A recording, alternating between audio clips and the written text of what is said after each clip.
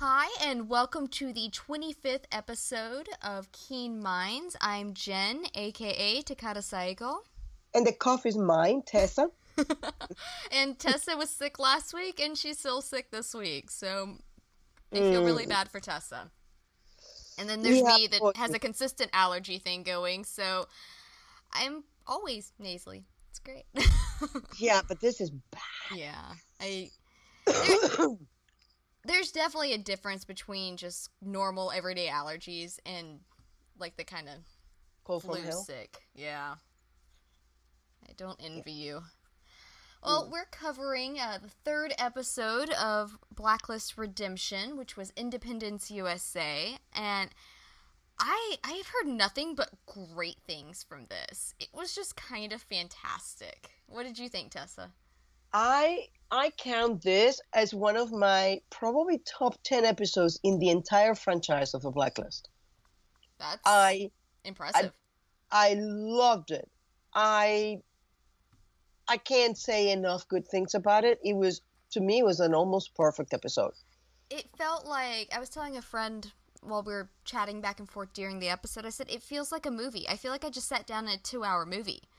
It was It, incredibly well paced, great acting, great writing, just everything was I perfect. always notice when an episode is really good when you get to the commercial break and you're like, again? But it just happened. And no, of course not. They got fixed times. But it goes so fast and you feel that, sure enough, it can be that another break is there because I'm so into the story. I watched Right. it 3 times last night. Yes, and you were sending me messages that I woke up to going, I don't know what any of this means. I woke up this morning, I had all these messages from Tess on my phone. I'm going, she must have been rewatching it, but I've only seen it once, and I really don't know what this correlates with. Yeah, they may have been cryptic, but I was very excited with the episode. And I was making notes and posts at the same time. I started in on gift making, and so I always love that. Well, let's start in. We both love the episode, but let's start in with Scotty with our characters. And do you think she's a sleeper agent? You know, at this point, I'm giving it a 50-50. Like doppelganger sleeper agent, or just sleeper agent? Period. Huh. Those are two different And, things. yeah, and that's the crux of the thing because I think I'm not sure that one thing I am sure that she's not what she appears to be. Oh, I That agree with I am that. 100%. Whether I always thought that she was really a British agent, per, pretending to be a Russian sleeper agent, just like Katerina. So I think that there may be something to that. It's a very complex situation because whenever you try to examine, it turns out, well, she's alone and she's crying. Then again, you realize, break your cover at no time. Yeah, but to be fair, like from the route that I came with, and it appeared to be an okay route to go because it was correct. When I was first trying to get into Tom's head, when I first jumped into the fandom, my response was I watched him when he wasn't with Liz to see how he reacted to Liz. When nobody was watching him, when, I mean, obviously there were cameras that he didn't realize there were once their apartment got bugged, but those were the moments that told me to put a little more faith in Tom Keen than perhaps we were being shown. It's the moments when you're alone. And so, yes Alone and and watched. yeah, it's yes and no on that, but I mean, as much as Red made the comment that, that Tom's so good that even he believes it, you can't that's almost not possible. I mean, you can be really good, but unless you're just crazy, I mean, which I don't think any of these characters are like that sort of crazy. I started creating a somewhat, and that doesn't even apply for crazy. This is like outright bat insane. And is that she might be a sleeper agent, like a doppelganger sleeper agent. And she also had a son about the same time that Scotty. If she was being planned to be Scotty, she had a son at the same time, and he was also called Christopher. And it's that son that she's sad about losing. And I think, in a way, she may have fallen in love with Howard. It's not impossible. Personally, where my theory is right now is that she was planted there, much like Katerina and Red and Katerina and Rostov, just much like Katerina, was planted there, and like Tom, but fell in love with Howard, married him, had a son with him, and basically chose to stay. I don't think she's a doppelganger. Tessa and I were talking about this before we started recording tonight. I am not a fan. I was a big fan of it as the villains of the show and that happening. I'm not a fan of Scotty being a doppelganger. I get that Howard's a little crazy, a little paranoid. Should he be? Should he not be? That's a big question in the show. But it doesn't. I don't. It would take a lot to get me on board with Scotty Hargrave was replaced with someone else, because what we saw in the episode Thursday night was that these people came in, they underwent surgery, cosmetic surgery, to look almost identical. You can't make someone look identical to another person, especially if they're not related. Not even identical twins. Yeah, I mean, there are always going to be small tells. And if nothing else, they have not spent... There is no way to mimic little tells of people that you don't spend any time with. I don't care how much you study. It's just not possible. And so they didn't spend any time around loved ones, around good friends, around people that would know those kind of things, that know the person individually. They went in, they killed the person, they went out, they were going to commit the crime, and then disappear. And their person was going to take the fall. Their faces got seen, and that was all that was required. And for Scotty, if she were a doppelganger, she would have had to have gone in with the understanding that she had to play this person that she didn't know, that she only knew on paper. And yeah, but you can't convince someone's husband of that. That's a little far out there for me. I do see what you're saying, and I tend to agree. I have a feeling that now this puts a very different spin on the disappearance, because the disappearance now becomes, the reason for the disappearance is to provide that emotional thing. But what it is to say that she didn't survive, kill the other agent, but now doesn't know if the husband is the real husband. Yeah, that's possible. I mean, at that point, I think that they might be something like this. I have a feeling that Scotty and Howard are I mean, obviously Scotty doesn't know Howard's alive for sure right now, but they will end up playing chess against each other, and both of them distrusting each other, and probably neither one trying to actually harm the other one. It's just they're both so paranoid, because they're both a little crazy. I mean, Howard's a little bit off his rocker, and by a little bit I do mean a lot. But he also has reasons to be paranoid. He has reasons to be paranoid. Is it really paranoia if they're after you, And Scotty's a little neurotic. And so, I mean, these are the people running a massive intelligence corporation. I couldn't get over her comment to the was it Phillips, I think? The general that she was talking to? Yeah. That, she gets by on antidepressants and therapy and people like you. I was like, why would you ever admit that? Because she does it as a show of strength. I know, but why? Like, oh my gosh. Well, it's funny because if you see the people that we have seen now on Thai Intelligence, because I mean I love Red, but let's face it, Red's a maniac too. I mean, this is a guy who can just kill someone and say, "Boy, am I hungry." That's fair. And those are my favorite moments with Red. I'm not going to lie. Yeah. I like his little one-liners after he does something horrific. Yeah. Or the suspense is killing me after he's been basically torturing this poor man with a cigar. They're funny because, I mean, that by the time we meet Katerina, if we haven't met her already, she's going to be a nut job too. Oh, I love all my little nutty characters. So you know what's going to happen to Agnes, right? Oh, God, that poor girl. Genius and nuts. And can rule the world. She's gonna be great. I'm gonna love her. I already love her. I mean, Alcyon, and maybe Grandpa Rostov left her her empire, the empire as well. This would be a powerful little girl. Yeah, she really Can will we be. talk how amazing a job Famke Janssen is doing on Scotty? I mean, I didn't question it because she's just an amazing actress. I love her work, and my big thing I've seen her on was X-Men, and that's where I found her. That's where I really liked her. I think I've seen other things with her in it, but that's the big one. And I mean, she's always been amazing, but yeah, she's got Scotty down to a T. It's just I love her facial expressions, the way she approaches things. She's just perfect for the role.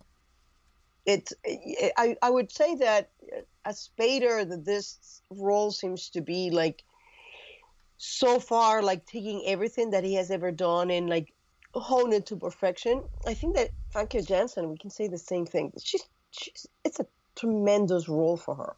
Yeah, and she was very well cast. They lucked out with her, and I'm glad that they got her for it.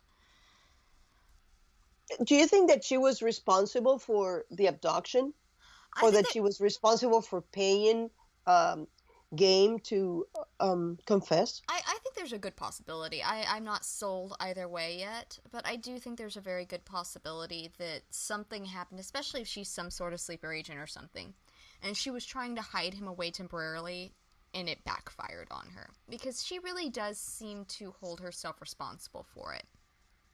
I also think that it would be a thing with kids. You may pull the wool over your husband faster than you would put over a child. Children have built-in BS guards. Yeah. They can call it a mile away. It's like when you do theater for children, you know that the hardest audience, because they're not going to clap because they feel that they have to. They're going to tell you that was awful. Go away. Well, I mean, I don't think it personally. I don't think it's anything like that.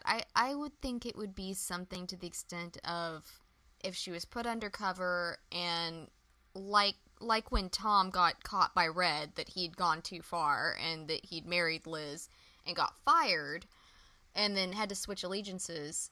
I have a feeling Scotty got caught with something, got caught falling in love with Howard, that the love was real and that whoever she worked for either made an example or was trying to make an example or was threatening her in some way, and so she was trying to hide Christopher away, and it backfired.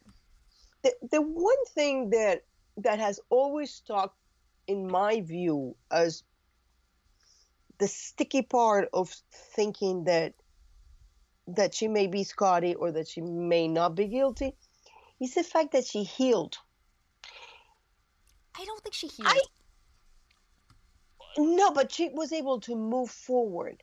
And that is something that Howard says and she says, was eventually able to move forward. Yes, move was probably not a very smooth move, and she says those crazy things. Like, I mean, she Scott, says, I know they both say she's healed, but that's not what we're seeing playing out on the screen. I mean, she has, and I'm sure other things go into it as well, but, I mean, and I don't know if you ever really could, and she makes that comment to Tom in season 3 of The Blacklist. Something to the extent of, yeah, you never recover from something like that. And so I don't think that she has. And I mean, I think that she functions and that she pushes it down as far as she can. And then, as she said her therapist told her, then things just explode. Mm-hmm. And so, but I don't, healing, I feel like is a bit strong for that. Yeah. Yet that would make sense that when that accident happened, I mean, if she's really not Scotty, the original Scotty Hargrave, that means that she was in the car accident, willing to put herself through a car accident and be in the hospital for 4 months in order to get to be this woman. And if you think about it, it's a brilliant way of doing it, because you first take the child. 2 months later, you organize a car accident. Any oddities that you might find in that person will probably be dissipated over the years. I mean, I don't remember that. Did you ever say that to me? maybe. I mean, I just I'm very much against the doppelganger idea. It's sometimes I get stuck in a rut and I'm like, no. It's what was it we were talking about the other day that I was like, Tom being with the CIA. Nope. Nope. That's kind of how that was my reaction. Like, I loved this episode so much, and then we got to that and I just went, really, guys? I was loving the episode, and once we got to that, I'm like, yes, I love it. Because I've been thinking in kind of similar things, but I could have never come up with something so brilliant as that. I think it will be, as I sit right now, as I see it, I think it'll be fascinating to watch play out. I just really hope she's not fake Scotty. I feel like that's, I don't know. I'm just not a fan. And so, I mean, but then again, I wasn't a fan of the baby Maybe arc, she's a real Scotty playing to be fake Scotty. Oh, gosh. You're gonna give me a migraine. I was saying, I wasn't a fan of the baby arc, and now I'm like 500% on King Cube. So, I mean, like, to be fair, there have been plenty of things in the Blacklist I'm like, oh, that's horrible, don't do that. And, like, I've gotten very upset over it. And then, like, 3 months later, I'm the biggest advocate for it on the internet. Hey, when I started saying, Carlisle might be one of Katarina's name, everybody was looking at me like, you're crazy. Now it's like, I don't know, you might be crazy. Well, I mean, we know you're crazy, but mostly in good ways. It's okay. You have to be with the Blacklist. That's fair. I think that's very accurate. We're all a little mad here. I found it very intriguing, because the way they've set out Scotty, and the most fascinating thing about Scotty is the way that she brings around something that will be a deep vulnerability, and she turns it into a strength. There is nothing you can throw in her face that she would not turn around and use it as a weapon. Yeah, I mean, that's been everything, and it sounds like Howard is not that way, because she talks to Kat, I think it's Kat Carson is the blonde British woman's name, and she says, you were the only one that knew Howard was off his meds. And so I wouldn't think that'd be, like I said, when we were talking about the antidepressants that she was telling the general about. It's like, why would you say that? I get the impression Howard did not broadcast his mental health. If he did have a mental health problem. It's fair. He seems to think that she's been medicating him over the years. But remember, with drugs, you can make anybody believe whatever. Remember, not just the apothecary. I'm just blanking out. They were giving people something for something. Well, even on Thursday's episode, we had, the stuff in the water was supposed to make them more amiable. Yeah. So it wasn't that. That was the stuff to counter it. I don't know. I don't think they ever said what was actually in the water. Definitely, you can mimic a maniac depressive, with medications. It's fairly easy. Oh, definitely. And so, but I have no idea if that would change the brain chemistry. I don't have knowledge of that. It'd be kind of cool to find out, if you were on that kind of medication long enough, if it would change the brain chemistry so that if you got off of it, you'd replicate the symptoms there. I have no idea. I definitely don't know about that. Solomon. Oh, okay. So, Eddie, why do you have to be so perfect? I don't want to like Solomon like this. I want to like him as evil, not be fond of him. I'm very fond of him lately. Started to refer to him in my mind as Matthias, and I'm like, stop. No. Oh, boy. I'm done. No, it's not. And we're down a rabbit hole. I love how, I've been working on a gift set, and I want to make an entire one from this episode of Solomon loves his job, because when he was coercing the drunk spy over to talk to Scotty, he keeps his leaning and his batting his eyes and looking over. I'm just like, he's having so much fun. I think that is a defining characteristic of Matthias Solomon, is that he has fun. He does, and that whole bit with my amigos, Which And one? at the end with the snipers and everything, Oh yeah. I didn't want to have to give the green light. What's the green light? There we go. And Bam. everybody has a little dot on the forehead. And like right after that happened, the roomie looks at me and she goes, "You know, you have to have someone's willing to get dirty because you got to have some of the people come out less dirty in this." I said, "Yeah, because heaven help us, Tom Keane is the conscious of this team." It looks like he is, which is a funny thing. I knew it was coming. It doesn't make me any less terrified. Well, I've always said it. I mean, people say, "Well, he was a monster. He poisoned the baby." No, he said he poisoned the baby. I think that there is, in the Blacklist, words matter, and Solomon is very much like Red. His words are chosen specifically. Oh, and Eddie delivers them with such flair. I just Mhm. swear at that man. Also, someone that I came across in the X-Men series. So, hey. When I saw that he was cast as Solomon and read the description of the character, I had such high hopes. And when he showed up in season 3, I ended up tweeting Eddie Gathegi, and I was like, dude, I had really high hopes, and you just surpassed them by leaps and bounds. Thank you. And he's continued to do that. I love the Solomon character. Yeah, he has that fun combination. He's fun, he's erudite, he's elegant, he's beautiful, and he can be so evil, and at the same time he has his little moments, and of course he had to have them. Nobody can be a monster like that. It would be, Yeah. not real. I loved the monologue he had when he got into the car about Scotty saving his life, because that was a question that was running around Tumblr last week. Right when everybody agreed to go after Kevin Jensen, the question was, why are they so loyal? We need to know why they're so loyal that they're willing to do this and risk their life for something that they could get into a lot of trouble for. Are they getting paid more? What's going on? And so I loved the fact that we got that with Solomon, and we got it with Nez as well. Well, I think a lot of people were confused because Solomon never said that he went to the highest bidder. I think that he mentioned something like this, but it was essentially, when they tried to kill me, that kind of voided my non-compete contract. Yeah. Yeah. I mean, Um, you don't typically work for people that try to murder you. Now, if you're Tom no, Keane, you're still in love with the woman that shot you and kept you on a boat for 4 months. But, hey. Um, there's special circumstances. yeah. But in general, I think that Solomon was. They say that he was the most loyal enforcer of the cabal.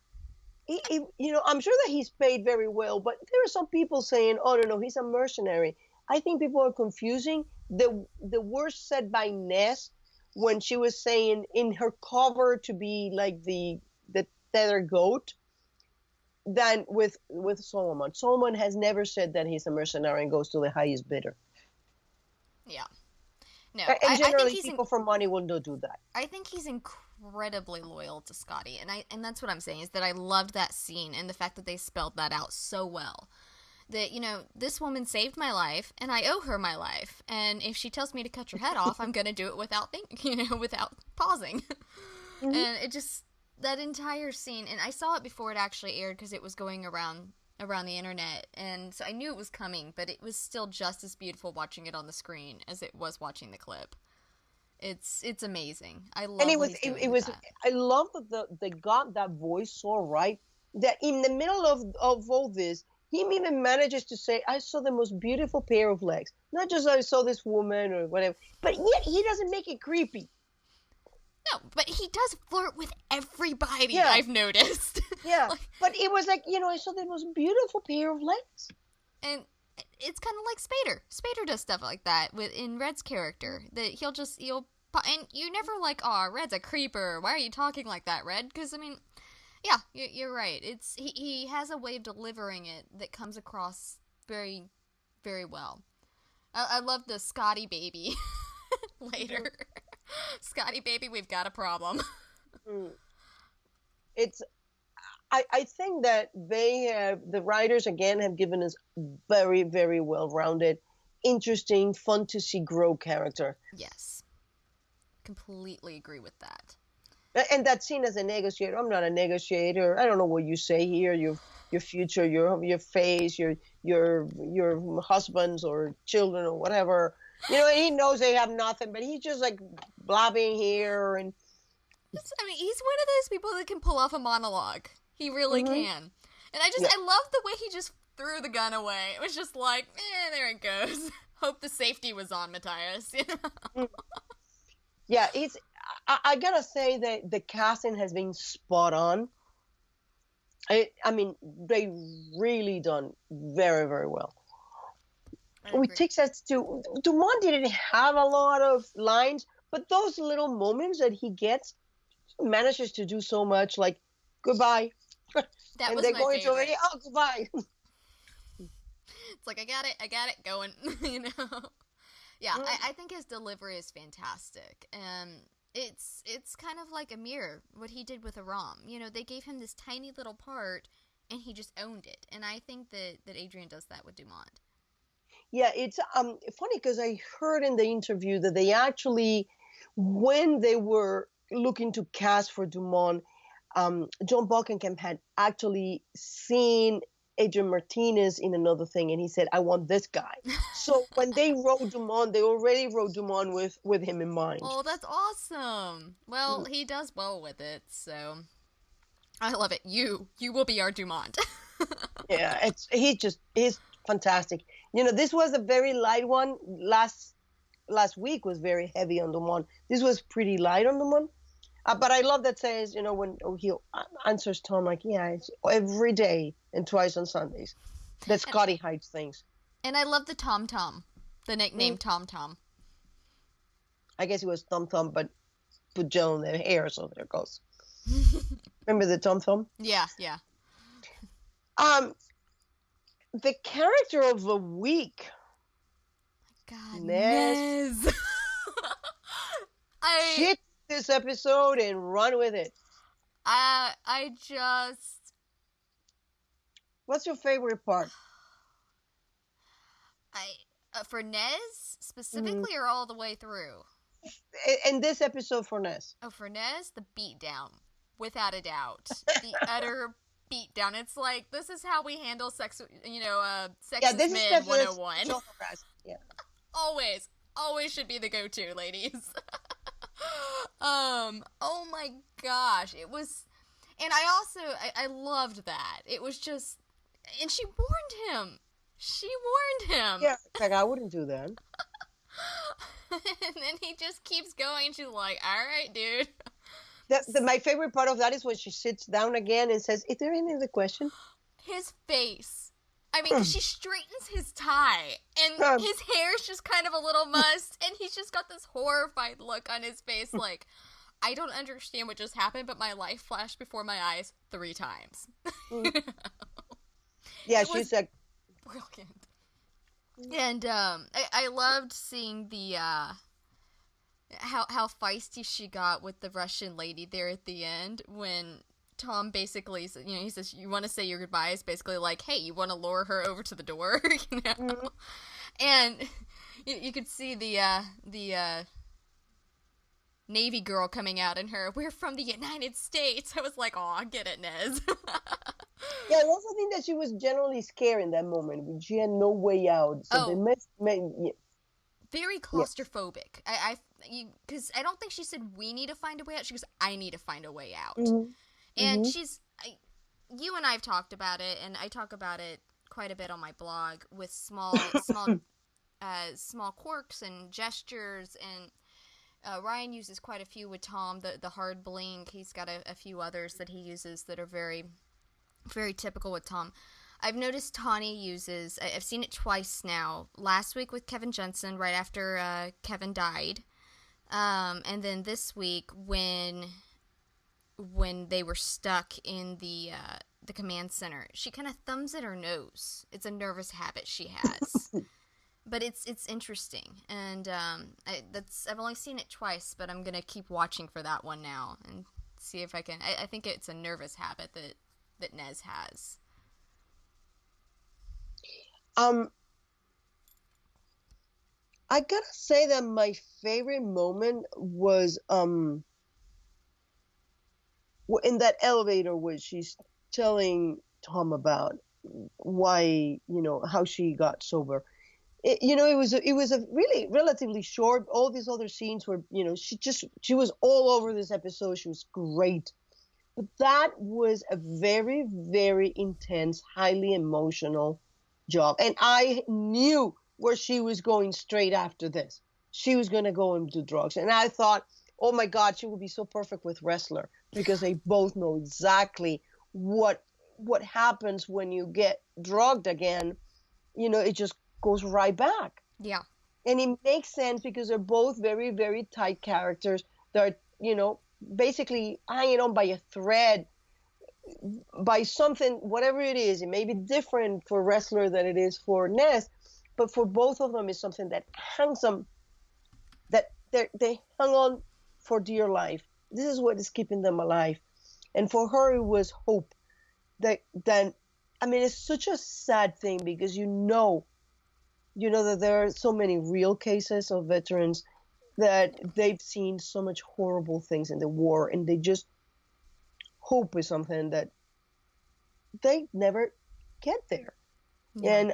And that was a scene that was so breathtaking in beauty and in pain. There was so much pain and there was so much love for Howard. And those are the things that make you think, you know what, neither Howard nor Scotty can be 100% bad, because those are people that manage to create intense loyalty. And it's the same characteristic that you see in Red. That loyalty is what keeps them, it's not fear. I have two things off of that. The first is, I wonder, because we saw sort of a budding friendship between Tom and Nez in this because they worked together, and Tom reaching out and wanting, to get to know her basically a little bit better. And when Nez finds out that he's known that Howard's alive, and now knowing how much Howard meant to her, how pissed is she going to be when she finds out that Tom knew? I'm wondering if the emotions are going to overrun, or if she's going to be able to sort through the logic of it, of this is the man's son, he came in to try to figure something out. I get it. If she's going to understand the covert operative, or if her emotions are going to get the better of her on that. I thought about that a lot too, watching this episode. And I thought what's going to happen is Tom is going to be in danger, or Howard is going to be in danger, and Tom is going to reach out to her. And yes, she's going to be pissed at the moment, but because she's about helping, she will get over it. I hope so. That would be really good. That'd be a great way to bring it around. But, what was the second one? I had two. Oh, it was, when she goes back to the drug dealer, boy, that's a heartbreak. That was, yeah. I don't remember what my second thing was. If I come back to it, if I remember it later, I'll pop back with it. But, well, that is a very important thing. She's gonna find out that Howard is alive, and this is basically Liz fake death number 2. Yeah. All over again. It's gonna be hard. Is she gonna be like Wrestler, or is she gonna be like Samar? Yeah, and will the fact that he's Christopher have any weight on that? Oh, that was the other. I found the other thing. I found it very interesting that they basically all in this episode, they're sort of setting up sides. If it's going to be Scotty versus Howard at any point, which I'm sure it will be at some point, you've got Solomon over with Scotty, Nez over with Howard, and then Tom smack dab in the middle. No, Daddy, Mom, stop. No. 33 years old. He's just like, we just stop fighting. Yeah. I am... well, I'll hold off with that. Do we have anything else with Nez before we move on to Tom? Besides a general shout out, because Tony is really doing a fantastic job. And I was actually thinking, boy, they haven't give her anything like meaty to get on, and then this episode came along, and I'm like, yeah. It's their third episode. I feel like because we've only got 8 episodes, I feel like there's this sense of urgency Mm-hmm. that we don't always have with the Blacklist, because we're like, oh well, it'll happen eventually this season, we've got 22 episodes this season, we have 8 episodes, we have a very limited time. And so Mm-hmm. I feel like a lot of us came in with certain expectations of this needs to happen now, now, now, now, now. And it will happen within the 8 episodes. They are just as aware that they have 8 episodes as we are, probably more so. I would say just slightly more. but but I've definitely caught myself going, do you guys not know where you are? Come on, this is the 3rd episode. Why have you not handled this yet? Well, I think that a lot of some people have expressed like, oh, I don't know, this, is this or that. I think a lot of people tend to think that it's going to be Blacklist 2.0, and it's not. It's a very different show. Yeah, well, I mean, John Bokenkamp did an interview over at the Blacklist Exposed. It's excellent, by the way. Highly recommend that interview. It's fantastic. Awesome.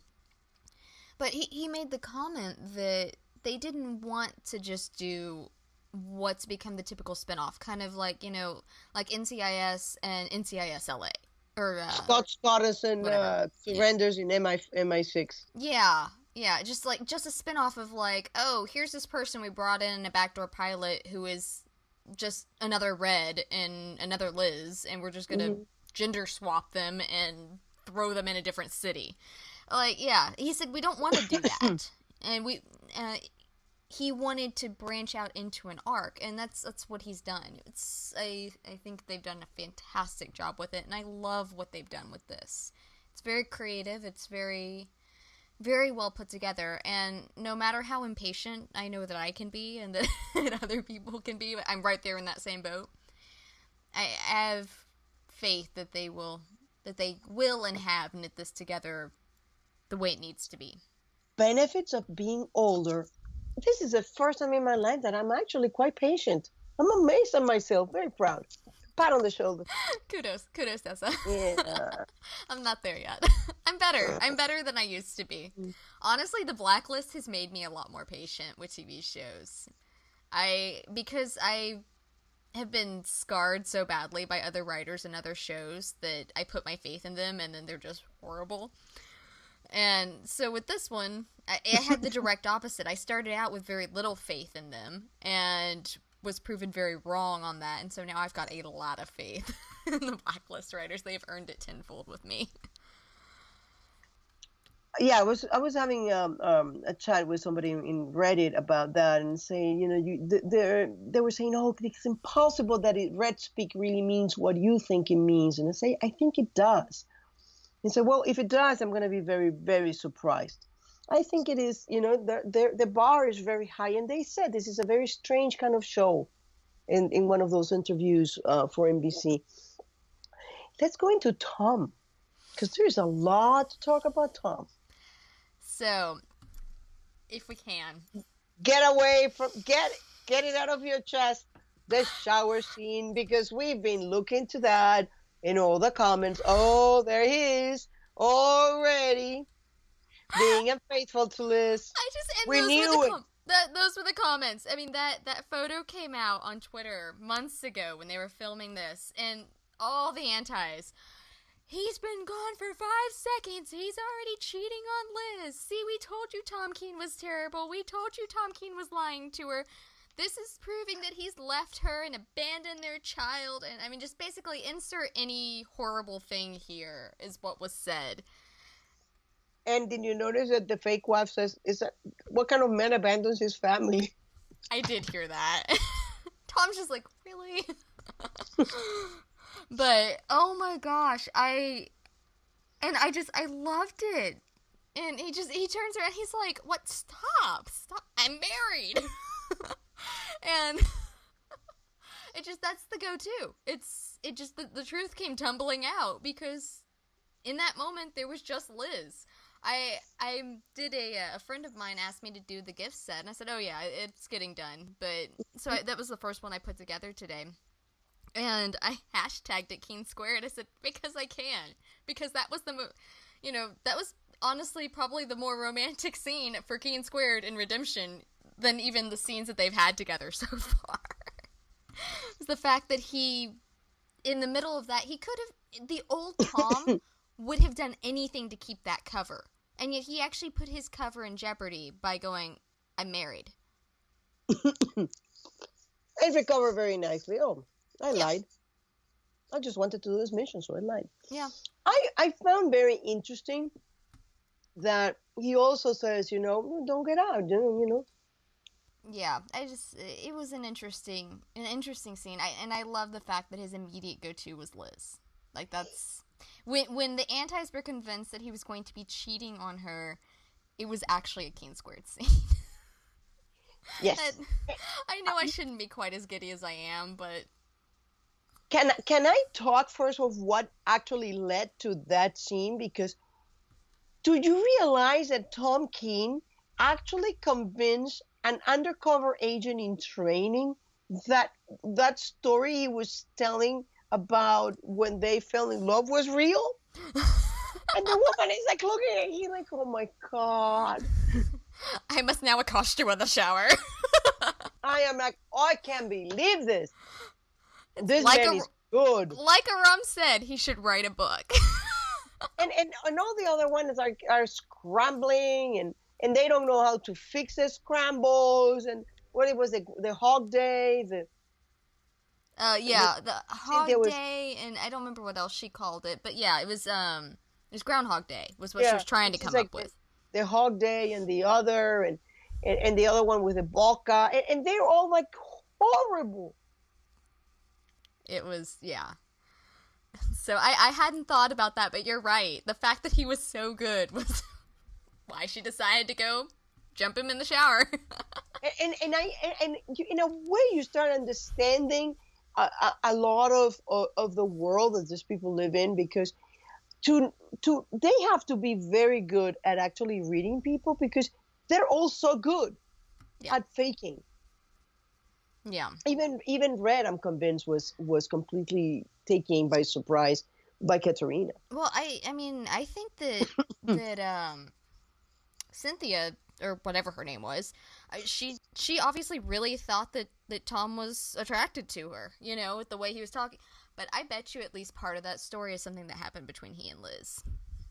I think it was in the script, because she was trying to tell it. Oh, really? I think so. Or it may have been part of Liz or something. That's what I'm saying. I think that probably the eloping was like what she was saying, but I think he went off script with the ice cream on the fire escape, and I bet. And we've seen that happen a lot. They take a part of real life. Yeah. And so that sells the lie. I bet you that's something that happened between he and Liz early in their relationship. So maybe even that Christmas that they got snowed in. A take on it. It's entirely possible.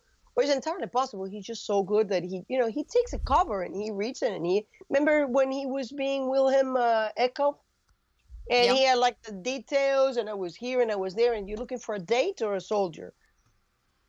I guess he Tom knows what again. Tom must have a photographic memory. Yeah.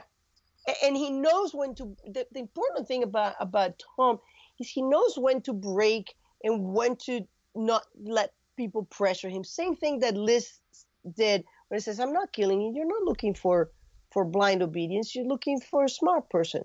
Mm-hmm.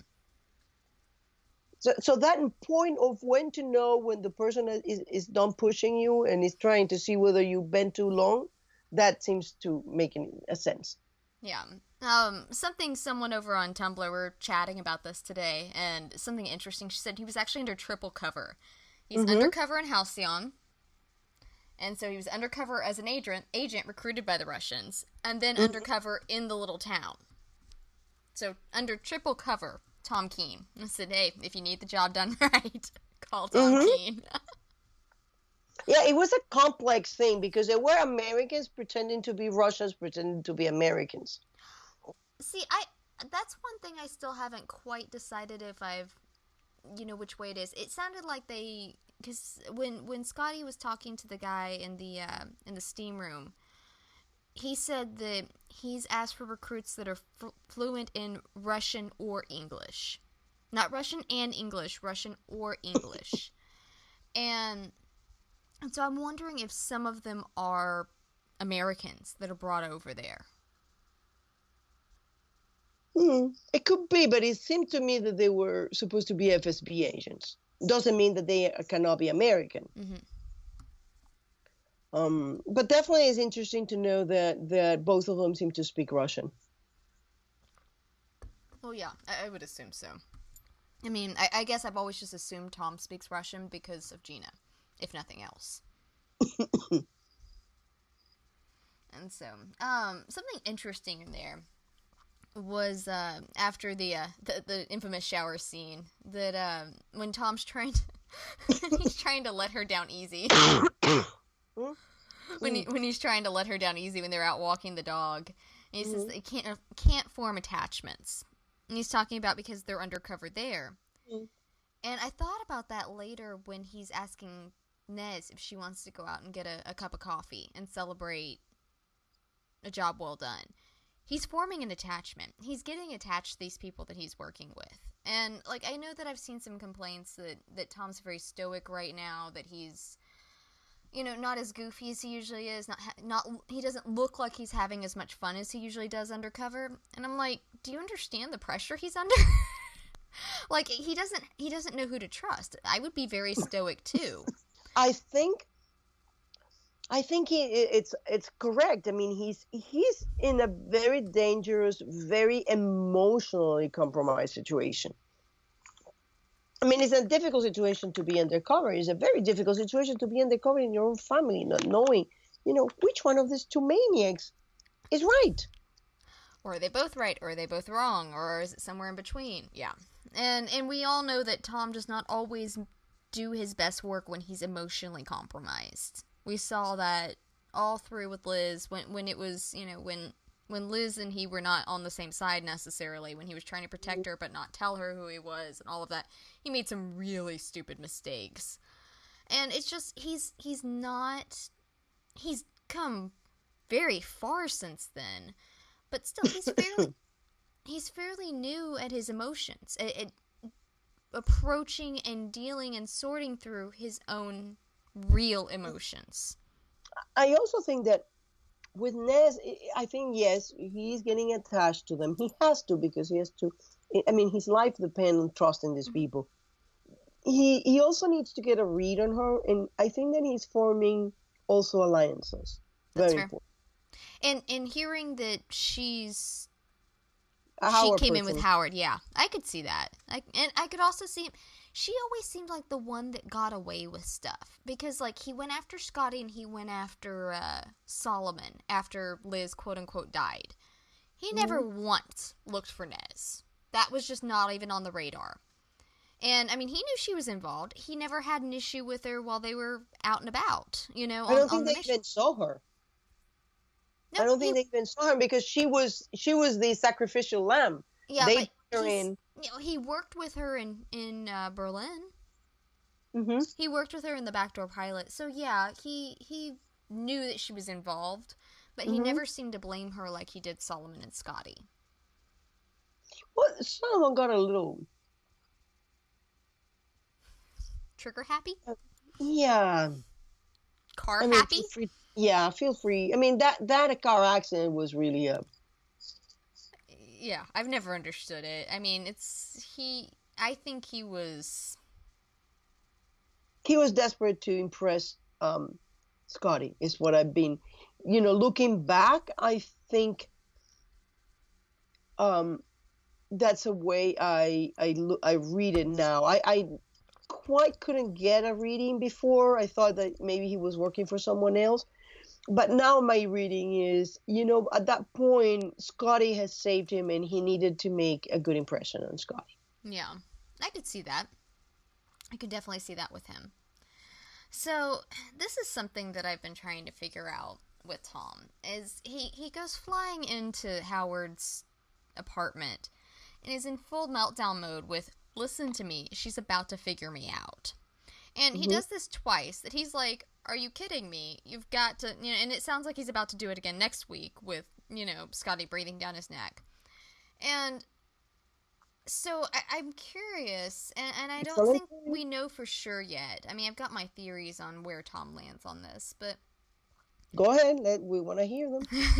but does he think Scotty's this terrible person that if she finds out that he's in danger, his family's in danger, everybody's in danger? Because I get the impression that, in part at least, he took this job because there, if Howard is even partially right, then he's in danger, his family's in danger, everybody's in danger if Scotty is this horrible, terrible person that has this massive amount of power on her side. Mm-hmm. I mean, because think about it, worst case scenario, Scotty is some sort of undercover agent that married Howard for Halcyon, got him out of the way, got their son out of the way because their son would have inherited Halcyon, made sure they're both out of the picture, and then took over the company. That's the worst case scenario as we see it right now. If that's true, then she finds out that Christopher Hargrave's still alive. If she's just an evil, horrible human being, she could try to kill Tom and his family. Because now Agnes has some stake in things. Yeah, I mean, he could say, yeah, here I am. This is who I am.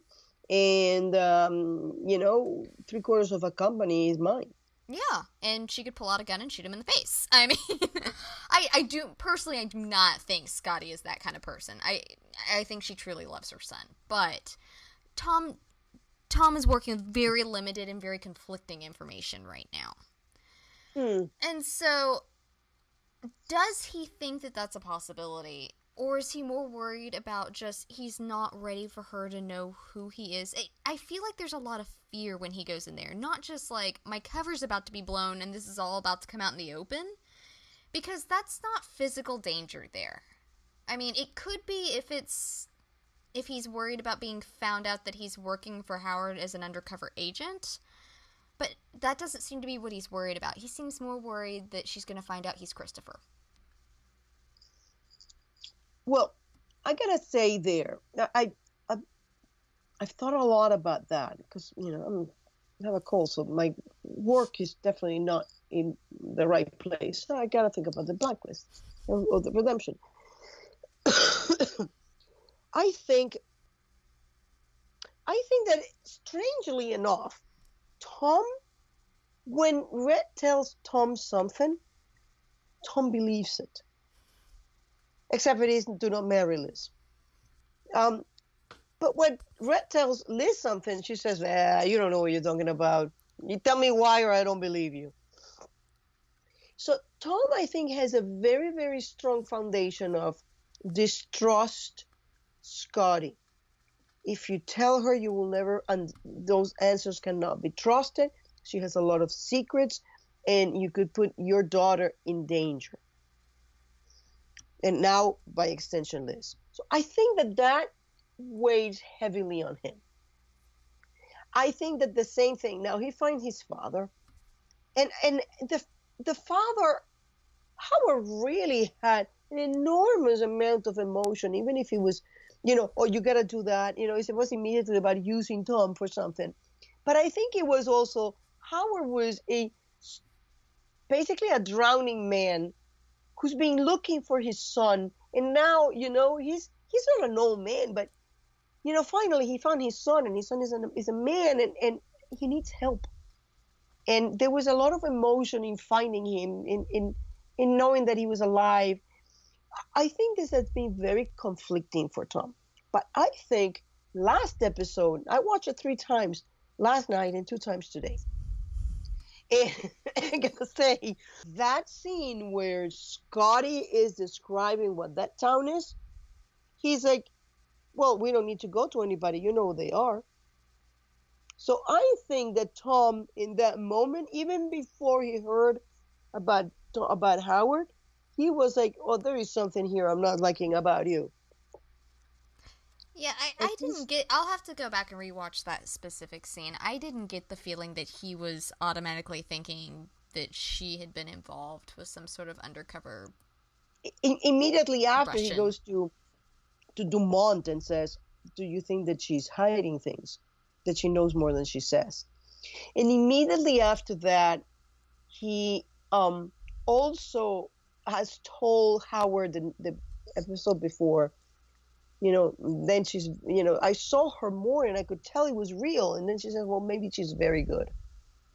And I think that the understanding that if this is his mother, she's a very good undercover spy. Obviously, he is. Hmm. So I think that for him, that amounts to panic. For the first time in his life, Tom is in a situation he cannot read. He's met his match.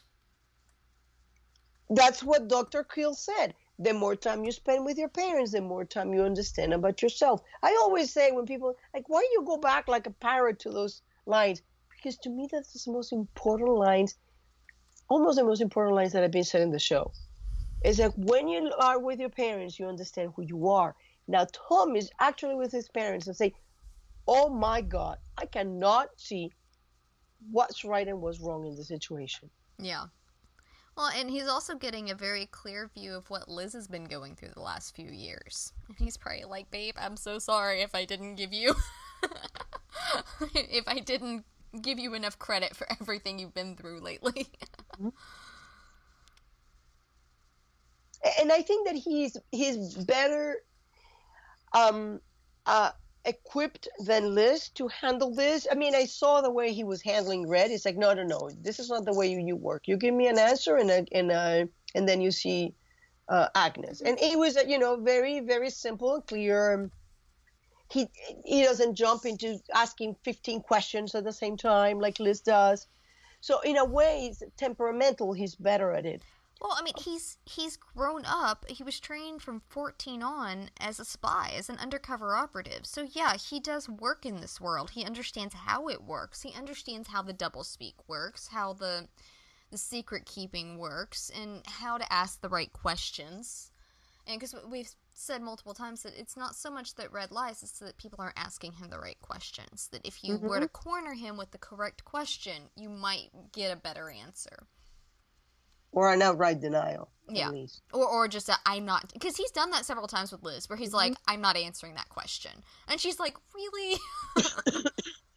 But I agree with you. I think that he's more worried than she's going to find out he's Christopher than he is finding out that he's undercover or Howard is. And that what you said makes sense. That he's fixated on what Red said, and basically his brain is telling him, if she finds out I'm Christopher, I won't get the answers, and then I'm back to square one, or even worse, because I've got these people that know who I am, and I'm in the middle of it, and I still can't get answers.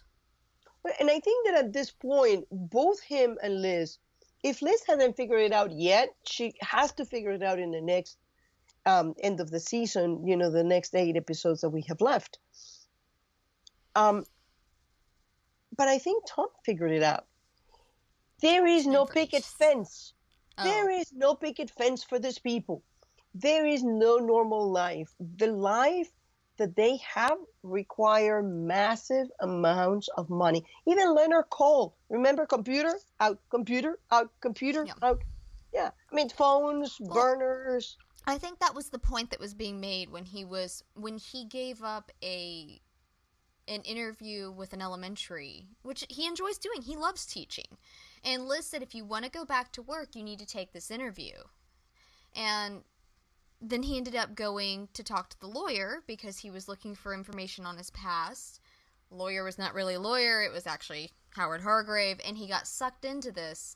I think that was kind of the basis of going, you're never going to go back to teaching, honey. Like, if you are, it's going to be within Halcyon. You're going to be teaching other covert operatives, and it's only because you're out of the field by then.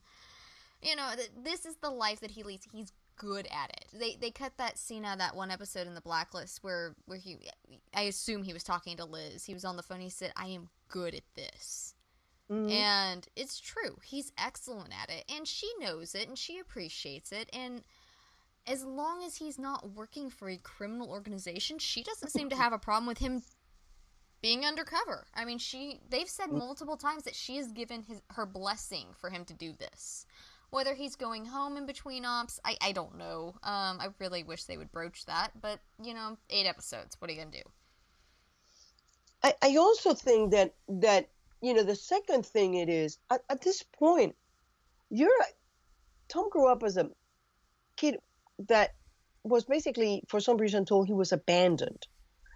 So Or at either least felt somebody like told he him, was. yeah, or he was probably told, hey, your mom is not coming back for you. Or, they don't want you. That's why you're here. You only have to tell this to a small child for him to believe it. You can do enormous damage like this. And at that thing, he's grown up like that. He made himself into an operative. And many of the bad things that you can say about Bud, probably for the life as he was, either he was found by Howard or the major would have taken him. That was the two best things that could have happened to him. Yeah. Oh, I You know, think I read picking him up and loving him like them, but it would have been great. But that wasn't going to happen, probably. no. I mean, Bud, for all the terrible things he did, and I have a love-hate relationship with Bud How did because he survive? yeah, that's what I was about to say. Is that Tom was running from? He had just stolen a purse and was on the run. He was on his way to juvie. He wasn't going to survive those streets much longer. He was going to land himself in juvie, and he was going nowhere. Bud gave him a He has been on purpose. the street for 2 years. Yeah. Bud gave him a purpose. He gave him a skill. I mean, he had the natural skill set, but he honed the skill set. I mean, Bud did a lot of good things for him, even though they were terrible things. Like my biggest issue with Bud really is the fact that he was so willing to throw Tom away. But for the type of person Bud is, it's within character. It's not like it's out of character. I just hate him because I like Tom, and I'm like, I get a little protective there. But my point is, then he gets into this assignment.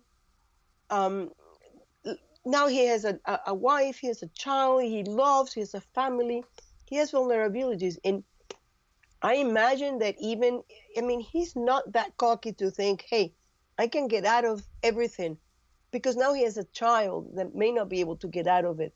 And I think at that point is when you start thinking, you know what, maybe the picket fence in the life where she thinks like Liz, that nothing is weird about her, is not the best life. Maybe she needs to be like me, learn to defend herself, learn to kick ass, learn to be undercover, how you survive on the streets if you need to. But in that context, I think that suddenly realize, hey, you know what? It's my birthright to get those shares of that company that are mine, that my father put in my name. That, when my parents are dead, that company is mine. And Maybe. that provides me with a means of protecting what I love. That gives me the money and the tools to protect those I love and maybe do something good with it. Yeah.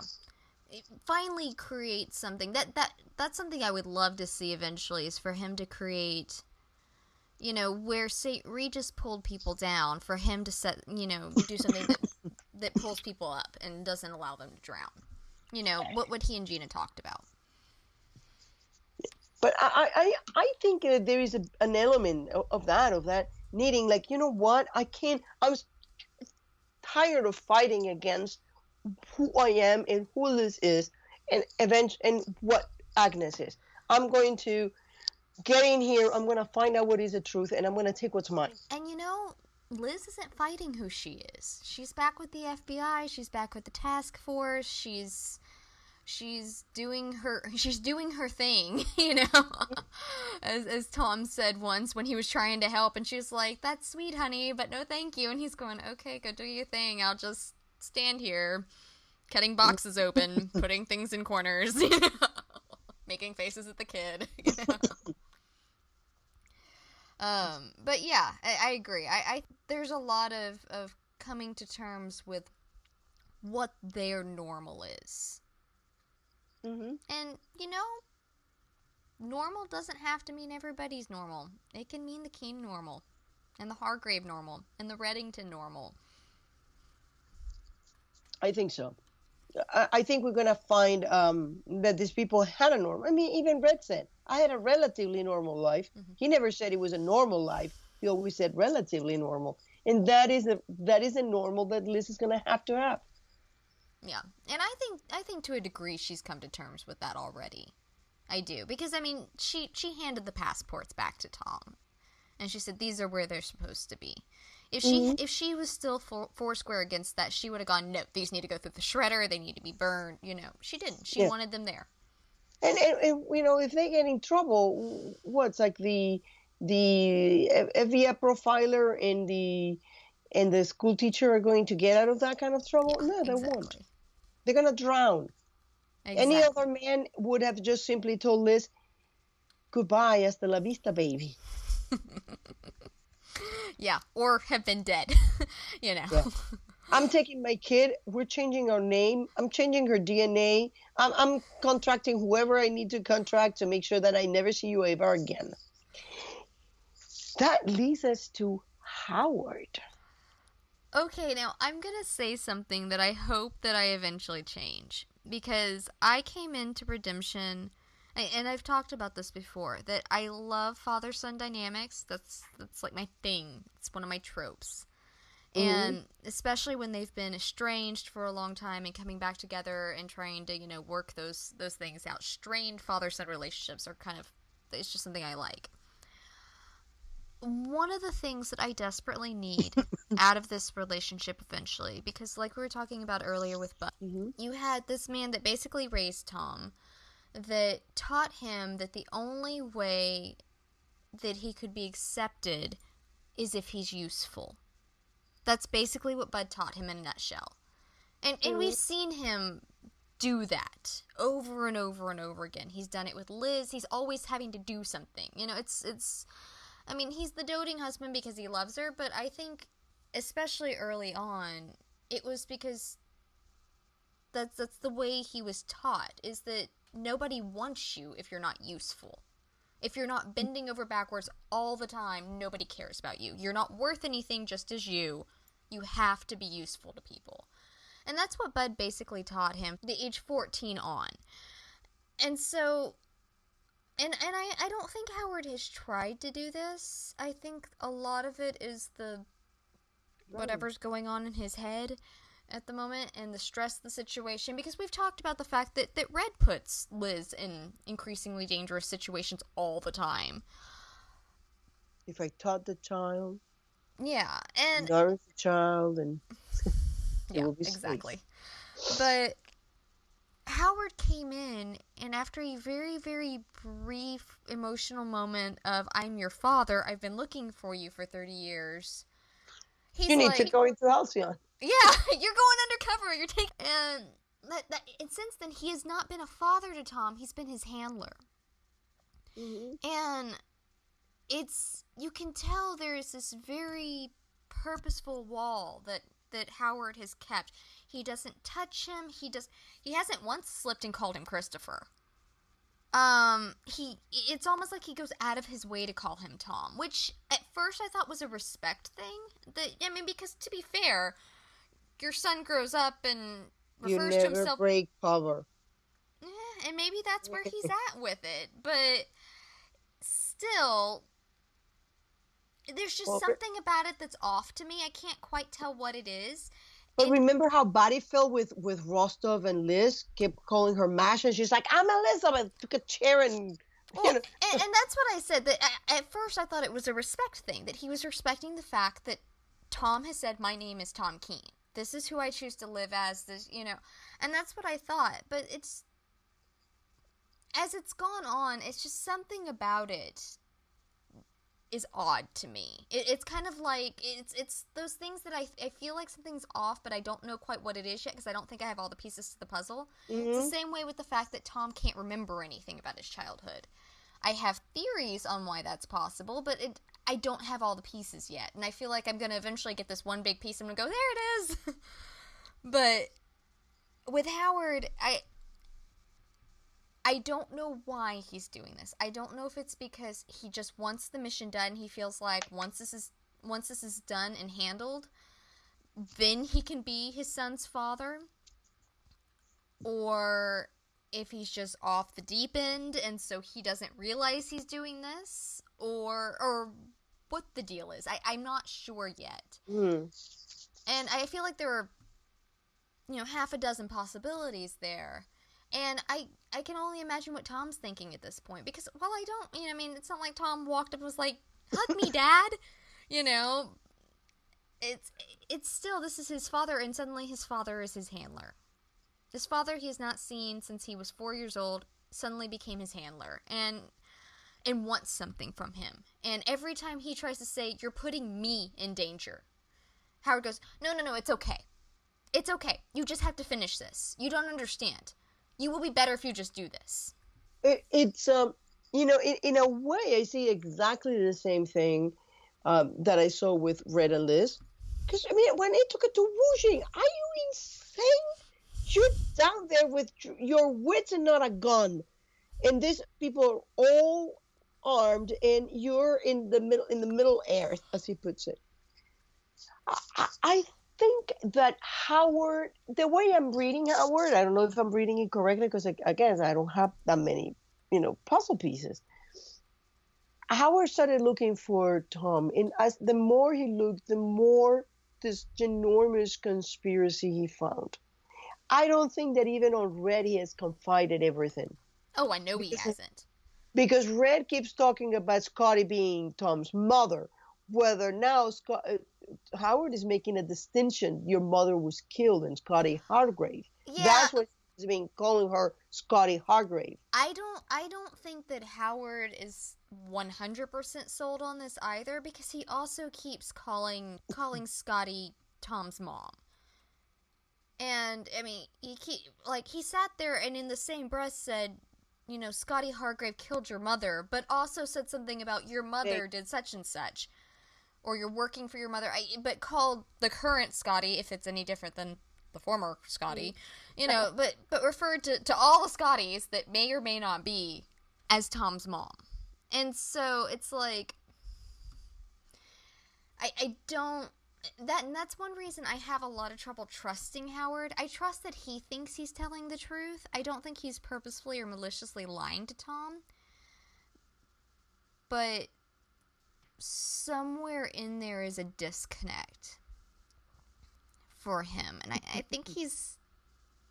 You think he's crazy?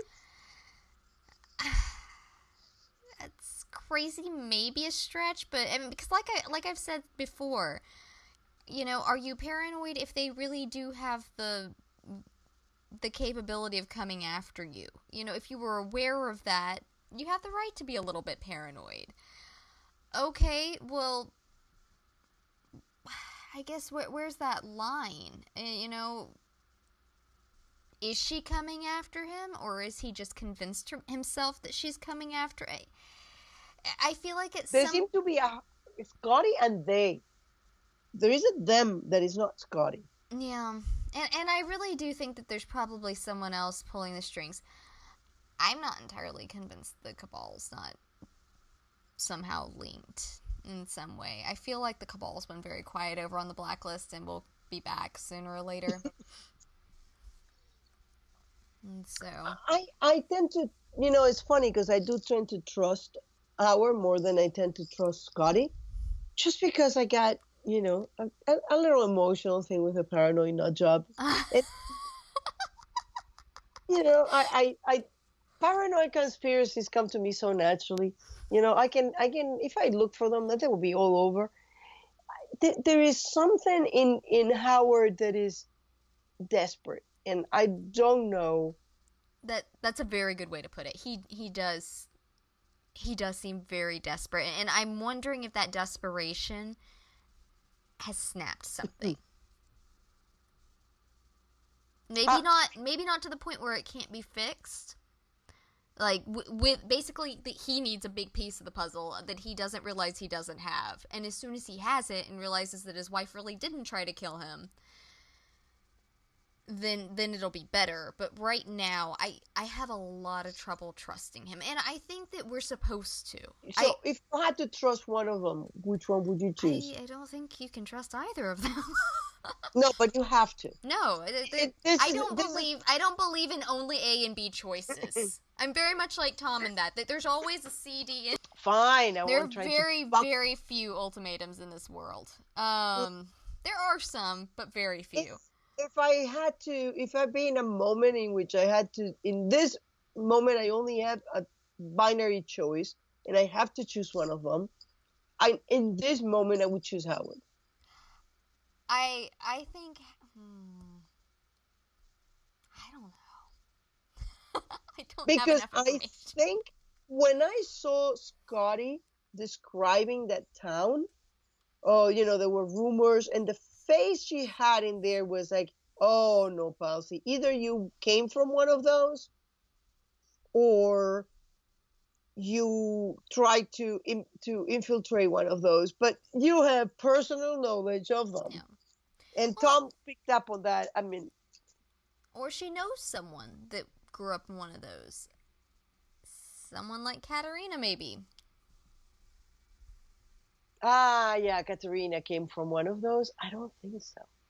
I don't know. I mean, there's been some chatter about it because of the American toys and.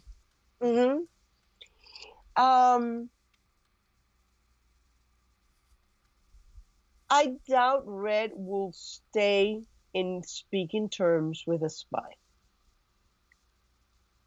We have affection for a spy, even if it were Liz's grandfather. I mean, um, he would treat it like the love, but not like, hey, you're my family, Palsy. Well, he is family, more or less. I think that's the difference. Belov's not family. Dom is. I always feel like Katerina is. I mean, we'll see, but Yeah, it's this is right now. It's all not. theories. Mm, That's what we got. but if put in a spot where I only have a binary choice, at this moment I will go with Scotty. Last episode with Howard. Last episode I would go for Scotty. Yeah. See, that's So the they thing. We got me keep getting there. swinging right. All Good job. right. So, yeah, I think he's a little crazy. Sometimes I trust him. I trust him to have good intentions, if that counts. Mm-hmm. I trust him for his intentions to be good. And I don't know how much of that is trust and how much of that is just a hope. I have so much hope. I just want Tom to have parents that love him. Is that so much to ask? Yeah. At the end of this, I just want them to have loved their son, and if they get back together or not. Oh, and by the way, can we talk about the fact that Scotty had a hooker there? More power to her. I don't know what's the male term for hooker. Is there a male term? Escort. Escort. Okay. Escort, yeah. And because I just started cracking up, and she goes, "It's fine. He's paid through the night." He's and I went, paid through the night. I'll be right back. Oh, I loved it. I loved it because there are worse ways to mourn.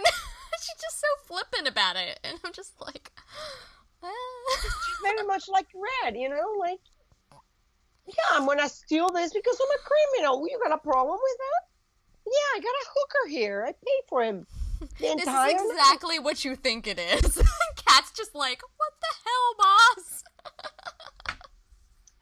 I find her a very interesting character because she seemed to have been coming from. Whenever I get one of these Brits, something starts going on in my brain. It's like Mira started it all. There's something weird here going on. Yeah. The other thing that was intriguing for me is I wanted to ask you this. Now that you've seen more of Howard, how do you think Red find out who Tom was? I still don't know because I'm not sure that Red knows Howard's alive. I before Redemption aired, I was pretty much convinced that Red helped Howard fake his death. It's still possible. But at this point, Howard is so freaking paranoid. He may not reach out to Red. And so I still don't know. Do you have a theory? I think that it was Howard who told Red, and if it did, because all the pictures that he actually has of Tom is after Tom came back from Dresden. Yeah, I noticed that. I guess we'll find out. I'm assuming we'll find out. They better tell us. It will be very put out with them if they never tell us that. I'm sure we will find out. I'm starting to see that your idea that this is just going to be a little, way to expand it into 30 episodes it actually might work. It would be awesome if they actually do 16 of Redemption and 22 of the Blacklist. Oh, I'd love it. I think the Johns might, go curl up and try to sleep at some point because they've been run ragged. And Ryan, too. But, God. I feel like I noticed the other day, I think it was last week's episode.